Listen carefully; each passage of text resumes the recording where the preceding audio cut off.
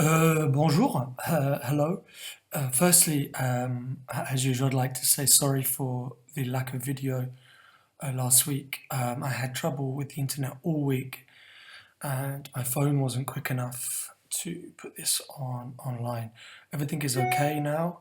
En plus, as well, I was feeling very tired from COVID. Although I didn't have many symptoms, apparently I'm still feeling quite tired from it. But there will be two of these videos up for you for the Monday of the week, which we have now begun. So today we're moving on to the last theme of LANSAD. This theme is around dystopian ideas. So maybe you have heard of the notion of a utopia and a dystopia. A utopia and dystopia come from Thomas More, his book Utopia, originally. And what utopia means, and the reason why it's quite an interesting concept, is because utopia or topia, meaning place, and utopia kind of means no place. So it's in itself, the idea of utopia is a kind of almost impossibility of founding a kind of perfect society or community. That is often the idea behind a utopia. It's the founding of a kind of perfect functioning society. Dystopia and dystopic ideas are kind of the counter idea of that. So a society that is often built around an idea which may think itself perfect, but it isn't perfect, or that it has a kind of maybe authoritarian feel to it. If we look at these three images here, this is the first exercise that I would like you to do as a warm-up. So here we have a picture. It's of an interior view of a cell house in the New Illinois State Penitentiary at Stateville. It was built in 1925. So this is the inside of a prison, a penitentiary facility. And what we can see here in the middle is the guard and then the cells around it. This was made famous by a philosopher called Jeremy Bentham, and then also by a French philosopher called Michel Foucault. So you might want to look those two figures up, especially Foucault, who is still very much used as a figure to talk about ideas of prison, as well as sexuality and education. Below, we have a picture of a piece of street art or graffiti by many of you will know by Banksy. This was done in 2008. And here we can see it's written "One Nation under CCTV." Banksy is a British street artist. Obviously, we're still unsure of who Banksy is. He is an anonymous street artist. But we know that he comes from Bristol.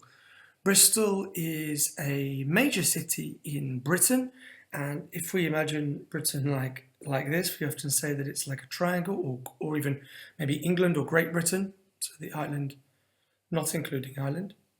And Bristol is about here, so it's what we call the southwest,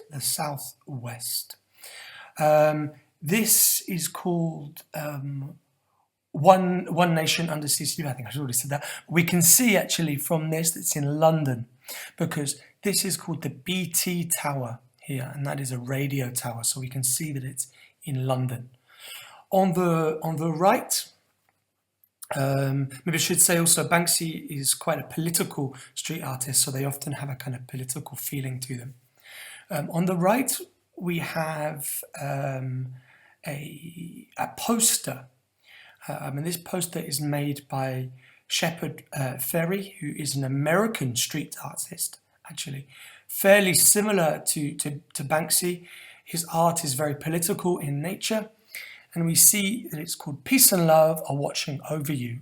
And here we see kind of a kind of modern or depiction of a kind of society with a helicopter bird. And this was done in 2009.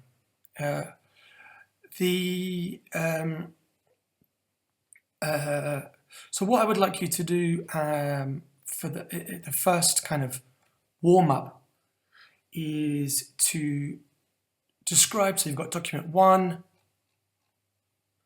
2, and 3. I would like you to describe the nature of the document for each one. So what kind of document is it? Then I would like you to give me a short description of the document to fill in here. And I would like you to say what vision of society is conveyed in each picture. So there are some similarities, and that's why then the similarities and differences between the three documents. So that's the kind of first thing that I'd like you to do. Also looking at the kind of types of vocabulary that we have in here as well. So a prism, a panopticon, which is this notion of here, the panopticon. Panopticon meaning it can see around. Here we also see, as I said, there's the BT tower or radio tower. There is CCTV cameras here. And here we can see that they're looking over a set of bins, what we call les poubelles, bins, railing or a fence or a grill, a large building. And here, as I said to you, there's a kind of poster in a poster here. We see this is a poster on the back of a building. Similarly here, it seems we have some guards, a radio tower of some sort, birds, kind of red, dystopic feeling, a helicopter, and these eyes watching. So maybe you can use some of those to fill in this description. Okay, thank you. That'll be the first exercise. The next part that we're going to look at today is a piece of writing, so it's part of the written comprehension. It's a part 1, actually, chapter 1 of a very famous book by George Orwell called 1984. I suppose many of you might have already heard of George Orwell. He was a British writer, British kind of political writer that wrote both fiction and a kind of for example, there's a very famous book called To Wigan Pier, and as well as another one called Down and Out in London and Paris. And these are books that are kind of about his own experience. They're kind of like journals. Whereas this, 1984, is a kind of like, is a novel. Another famous book that George Orwell did is Homage to Catalonia, which is also about his experience during the Spanish Civil War on the kind of Republican side against Franco. 1984 as a book has become incredibly synonymous with the notion of a kind of surveillance state, authoritarian surveillance state. So kind of some of these images here, what could I say, evoke notions of 1984, especially these two. Peace and Love Are Watching Over You is a kind of direct reference almost to the notion of a big brother watching over you. And this notion of big brother comes from George Orwell's 1984. Before I read this through, so here you can see it, big brother is watching you.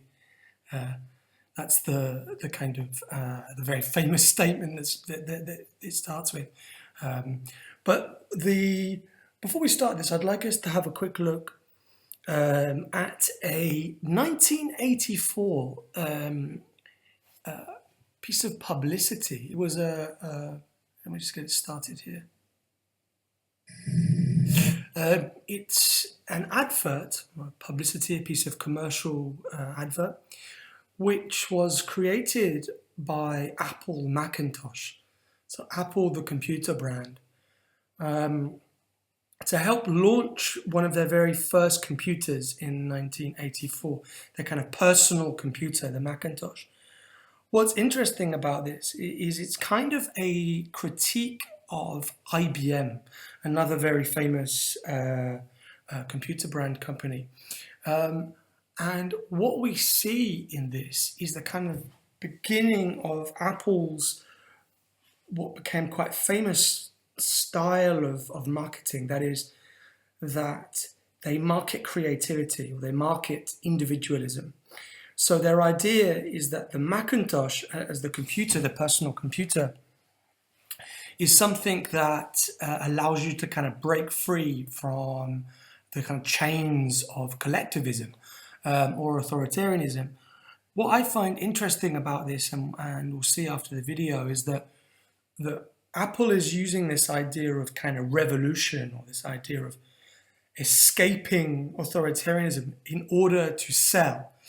Not only are they using it in order to sell, but they are selling the notion of individuality or creativity, but suggesting or arguing that everyone should have the same computer, which is their computer. So which is a kind of paradox in the sense that they want you to be creative and individual, but they want you to buy the same computer. So everyone has to be, if you will, creative or individual using their or the same sets of tools. And in that sense, I don't see how different they are from IBM really, other than they're kind of marketing the notion of creativity. I'll put it on now for you so that you can have it. It's only a minute long. Today we celebrate the first glorious anniversary of the Information Purification Directives, created for the first time in all history, a garden of pure ideology, where each worker may bloom, secure from the pests of their contradictory thoughts. Unification of thoughts is more powerful a weapon than any fleet or army on earth. We are one people. With one will, one resolve, one cause. Our enemies shall talk themselves to death, and we will bury them with their own confusion. We shall prevail. On January 24th, Apple Computer will introduce Macintosh. And you'll see why 1984 won't be like 1984. There you go. So that's their piece of advertisement. It's Apple sort of running in the middle there in order to kind of smash the notion of Big Brother. I'll now move to reading out this kind of the first part of 1984, and then stop before there are the kind of the questions that go with it. And I'll talk you through them after I've up to the ground bit after I've finished reading through.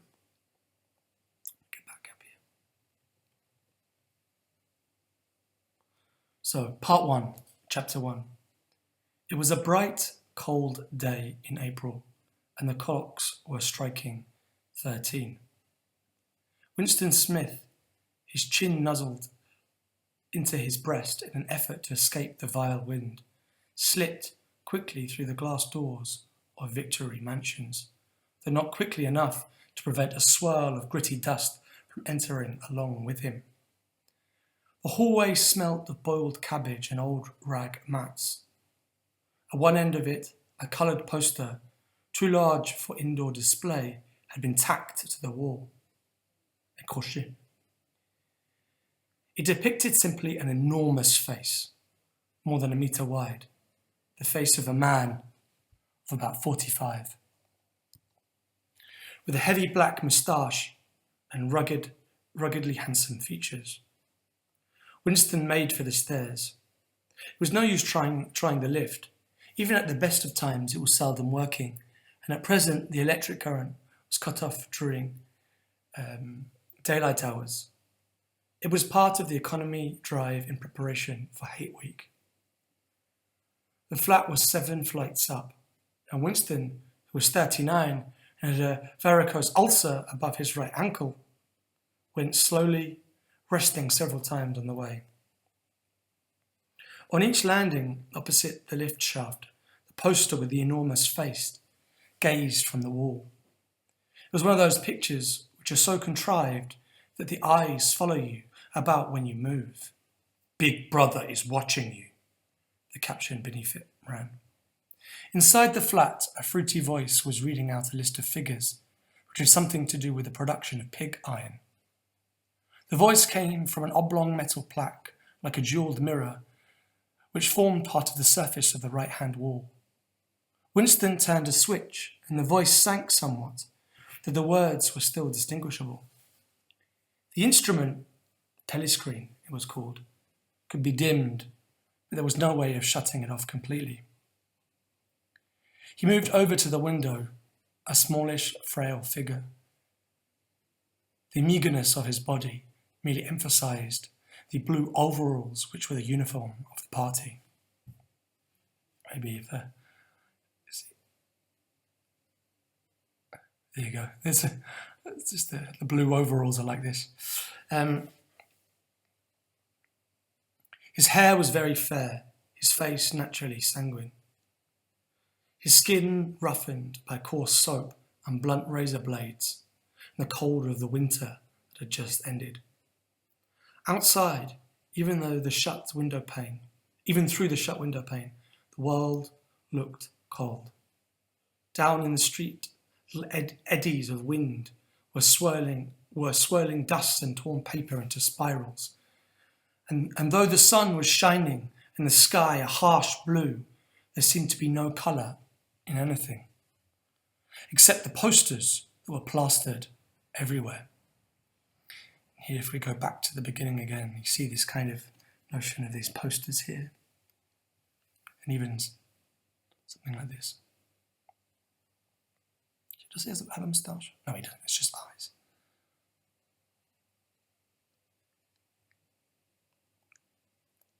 The black mustachioed face gazed down from every commanding corner. There was one on the house front immediately opposite. Big Brother is watching you, the caption said, while the dark eyes looked deep into Winston's own. Down at street level, another poster, torn at one corner, flapped flittily in the wind, alternately covering and uncovering the single word, Ingsoc.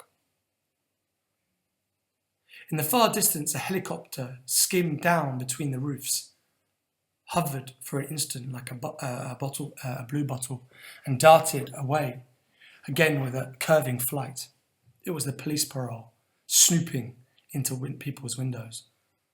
The patrols did not matter, however. Only the thought police mattered. Behind Winston's back, the voice from the telescreen was still babbling away about pig iron and the over-fulfillment of the 9th three-year plan. The telescreen received and transmitted simultaneously. Any sound that Winston made, above the level of a very low whisper, would be picked up by it. Moreover, so long as he remained within the field of vision which the metal plaque commanded, he could be seen as well as heard. There was, of course, no way of knowing whether you were being watched at any given moment. How often or on what system the thought police plugged in on any individual wire was guesswork. It was even conceivable that they watched everybody all the time. But at any rate, they could plug in your wire whenever they wanted to. You had to live, did live, from habit that became instinct, and the assumption that every sound you made was overheard, and except in darkness, every movement scrutinized. To go back up here again, so here this notion, I see Banksy kind of critiquing a similar thing. This idea of constantly being watched by the CCTV and sort of these kind of eyes of the CCTV seeing you on your every move. The other thing I want to talk about here is this panopticon, which is interesting. And here it's a bit different because you can see the guard inside it. But when Jeremy Bentham was talking about the panopticon, and then when Foucault took on this idea, what Bentham spoke about was that if the kind of walls were high enough and there was just a slit kind of above here, and there was a light on inside, all of the prisoners wouldn't know whether there was a guard in there or not. So in a sense, they're kind of being guarded by a Schrodinger's cat, a kind of something that is both there and not there at the same time. And what's interesting about that is it kind of produces even more fear, because at any moment, you know, that there could be someone there or not. And that makes it almost incredibly difficult to predict the movement of the guards.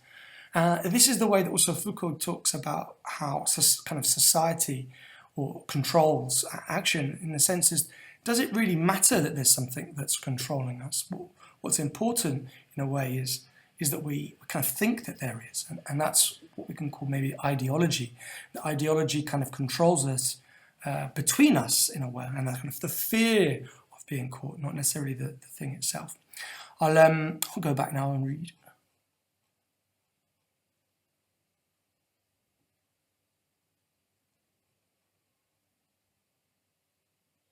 Winston kept his back turned to the telescreen. It was safer, though, as he well knew. Even a back can be revealing. A kilometre away, the Ministry of Truth, his place of work, towered vast and white above the grimy landscape. This, he thought, was a sort of vague distaste. This was London, chief city of Airstrip 1. Itself the third most populous of the provinces of Oceania. He tried to squeeze out some childhood memory that should tell him whether London had always been like this. Were there always these vistas of rotting 19th century houses, their sides shored up with baulks of timber, their windows patched with cardboard, and their roofs with corrugated iron, their crazy garden walls sagged in all directions, and the bomb sites where the plaster dust swirled in the air and the willow herb straggled over the heaps of rubble, and the places where the bombs had cleared a larger patch, and there had sprung up sordid colonies of wooden dwellings like chicken houses. But it was no use. He could not remember. Nothing remained of his childhood, except a series of bright lit tableaux, occurring against no background and mostly unintelligible. The Ministry of Truth, Minitru in Newspeak, was startlingly different from any other object in sight. It was an enormous pyramidal structure of glittering white concrete, soaring up, terrace after terrace, 300 metres into the air. From where Winston stood, it was just possible to read picked out on its white face in elegant lettering the three slogans of the party. War is peace. Freedom is slavery. Ignorance is strength. The Ministry of Truth contained, it was said, 3,000 rooms above ground level and corresponding ramifications below. Scattered about London, there were just 3 other buildings of similar appearance and size. So completely did they dwarf the surrounding architecture that from the roof of Victory Mansions you could see all 4 of them simultaneously. They were the homes of the 4 ministries, between which the entire apparatus of government was divided. The Ministry of Truth, which concerned itself with news, entertainment, education and the fine arts. The Ministry of Peace, which concerned itself with war. The Ministry of Love, which maintained law and order. And the Ministry of Plenty, which is responsible for economic affairs. Their names in Newspeak, Minitru, Mini-Pax, Mini-Love and Mini-Plenty.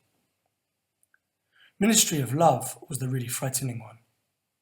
There were no windows in it at all. Winston had never been inside the Ministry of Love, nor within half a kilometre of it. It was a place impossible to enter, except on official business, and then only by penetrating through a maze of barbed wire entanglements, steel doors, and hidden machine gun nests. Even the streets leading up to its outer barriers were roamed by gorilla-faced guards in black uniforms, armed with jointed truncheons. Okay, I'm going to stop now and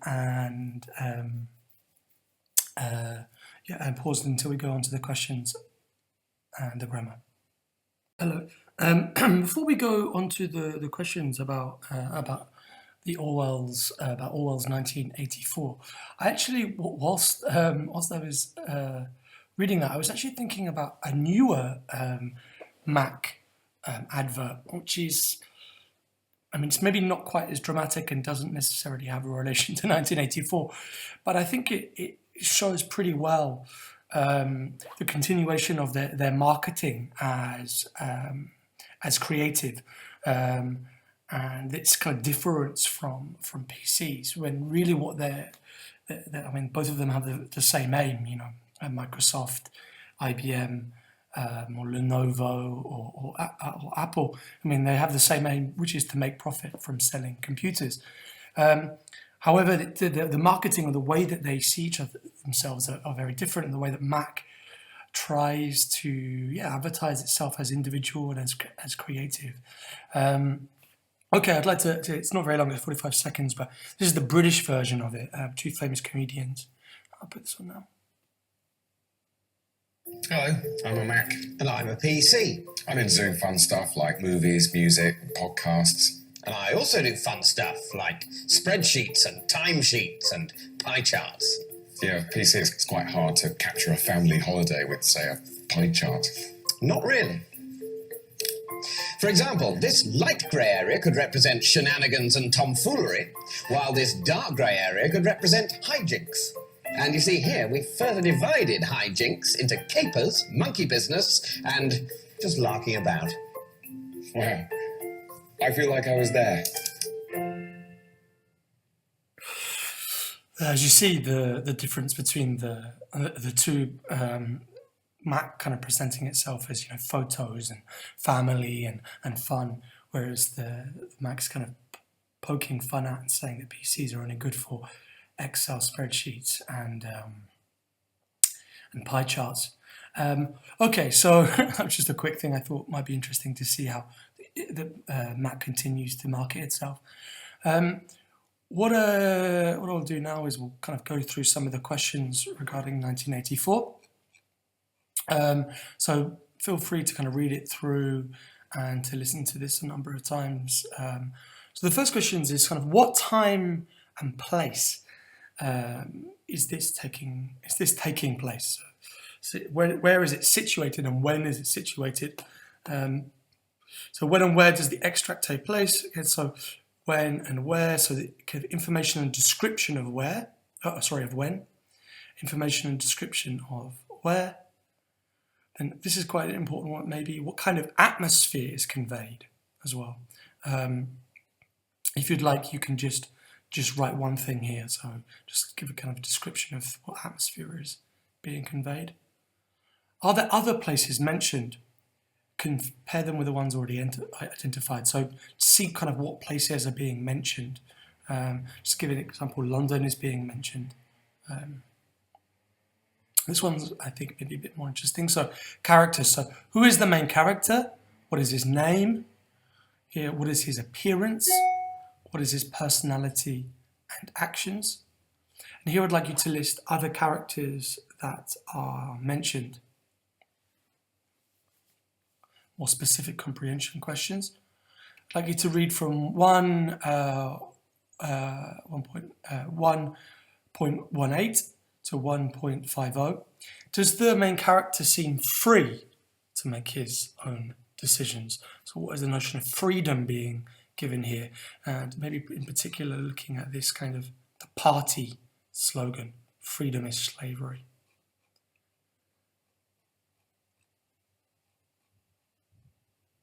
Is he free to make his own decisions? B, list and describe the different elements that might prevent him from doing so. So what prevents, empêcher, the main character from being free? That could be like walking around or even having ideas of his own. See, Big Brother is watching you, the caption said, while the dark eyes looked deep into Winston's own. In your opinion, what could the poster symbolize? So what could this poster, Big Brother is watching you, symbolize? What is the meaning, if you will, also of Big Brother? Read from 1.52 to 1.46. Have Winston's life and environment always been like this? So he talks actually about another period of his life where things may have been different. 5. Observe the slogans of the party and the names of the different ministries. Do you find these slogans coherent? If not, why? So maybe talk about some of the contradictions in these sentences.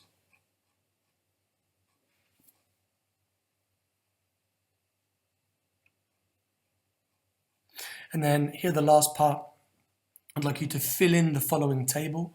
So that's minister with the different ministry names. So just to give you a clue, the names are given around here. Their role, and a description. So their role and description.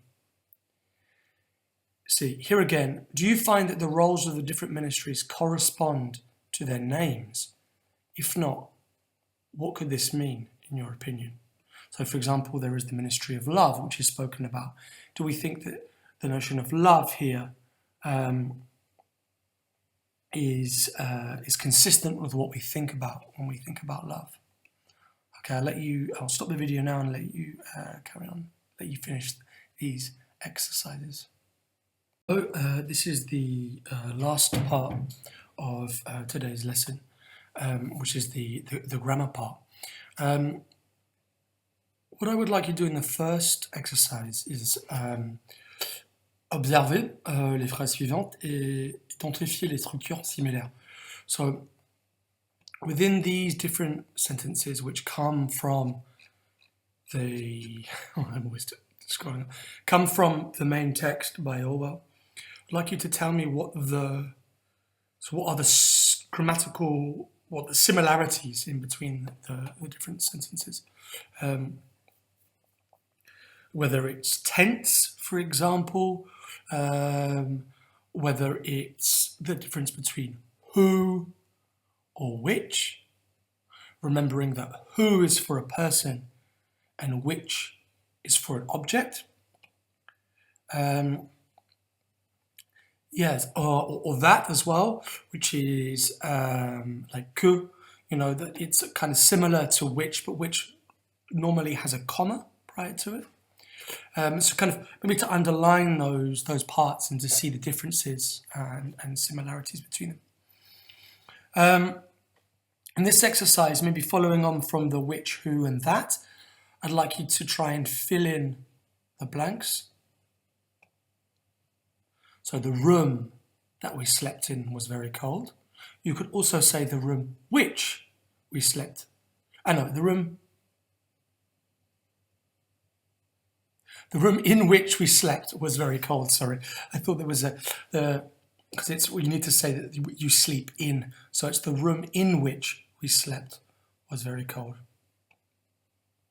So here, their cottage, which is very old, needs restoring. So this is the in which, dans laquelle, dans lequel, donc la salle dans laquelle on a dormi faisait froid, était froide. Ok. B, traduisez. So, voilà le table dont je t'avais parlé. So here again, the dont, a different construction in French, but often also can be translated by the of which. Voilà le tableau dont je t'avais parlé. There you go, the drawing, which I had spoken to you about. Which I had spoken to you. And we normally say to speak about something, so which I had spoken to you about. So those are the last sentences. Only a small grammar bit here. And then there's the expression écrite. which again is kind of optional. I will want one from this theme.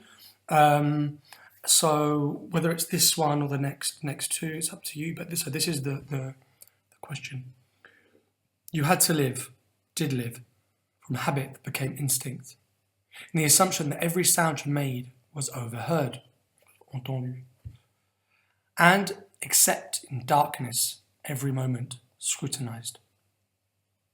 In your opinion, could mass surveillance help build a better, safer society, or maybe does mass surveillance help to build a